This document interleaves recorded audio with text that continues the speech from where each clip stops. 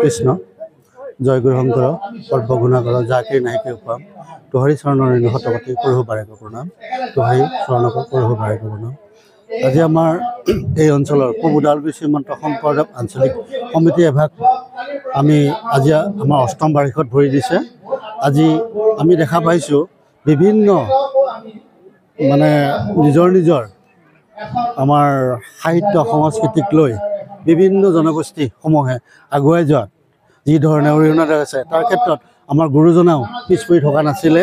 আজি আমাৰ গুৰুজনৰ 577তম জন্ম জয়ন্তী আজি আমি সৌভাগ্য এই 577তম জন্ম বাৰ্ষিক আমি উদযাপন কৰিব পৰা নাই। আৰু লগতে আজি এই পূব ওদালগুৰি শ্ৰীমন্ত শংকৰদেৱ আঞ্চলিক সভাৰ উদ্দেশ্যই হ'ল আমাৰ নৱপ্ৰজন্মক আমি গুৰুজনাৰ প্ৰতি আকৃষ্ট, গুৰুজনাৰ ধৰ্মৰ প্ৰতি আকৃষ্ট আৰু তেওঁলোকক গুৰুজনাই সৃষ্টি কৰা সাহিত্য সংস্কৃতি আদি কৰি সমস্ত দিশত তেওঁলোকক অদূৰ ভৱিষ্যত অসমৰ যিটো আমাৰ খিলঞ্জীয়া আমাৰ অসমৰ যিটো প্ৰেক্ষাপটত যিখিনি আমি সদ্যহতে আমি যি ধৰ্মৰ নামত যিখিনি আমি আগুৱাই নি আছোঁ বা সংস্কৃতিৰ নামত যিখিনি আগুৱাই নি আছোঁ তাৰে আমাৰ মূল লক্ষ্য হ'ল আমাৰ পূব ওদালগুৰি শ্ৰীমন্ত শংকৰদেৱ আঞ্চলিক সমিতি গঠনৰ উদ্দেশ্য।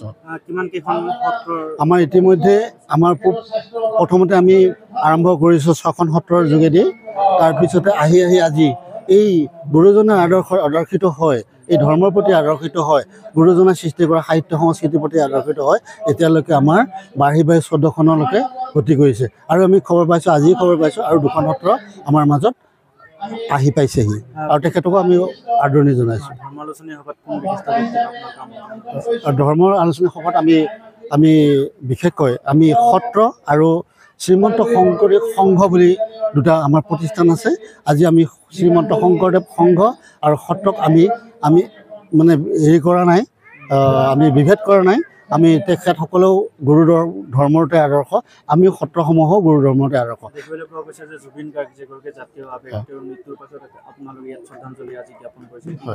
আজি অসম নহয় সৰ্ববিশ্বই আজি হিয়াৰ আমঠু জুবিন গাৰ্গ আমাৰ মাজত আজি নোহোৱা হোৱা প্ৰায় 40 দিন অতিক্ৰম কৰিছে। আজি তেখেতৰ যি জুবিন গাৰ্গৰ কণ্ঠৰে আমি গুৰুজনাক যিদৰে আমাৰ 1980-85 চনত তেখেতৰ কণ্ঠৰে আমাৰ গুৰুজনাক যিখিনি চিনাকি কৰি দিছিল, সেইকাৰণে গুৰুজনাৰ যি দিহানাম, গুৰুজনাৰ সৃষ্টি কৰা বৰগীতসমূহ তেখেতে যি পৰিৱেশন কৰি আমাৰ মাজত তেখেতে যি এই নৱবৈষ্ণৱ ধৰ্মৰ যিখিনি তেখেতে আমাক অৰিহণা যোগাইছে, তেওঁৰ পৰিপ্ৰেক্ষিতত তেখেতক আমি আজি সুন্দৰভাৱে আজি তেখেতক সশ্ৰদ্ধৰে আমি তেখেতক শ্ৰদ্ধাঞ্জলি জ্ঞাপন কৰিছোঁ।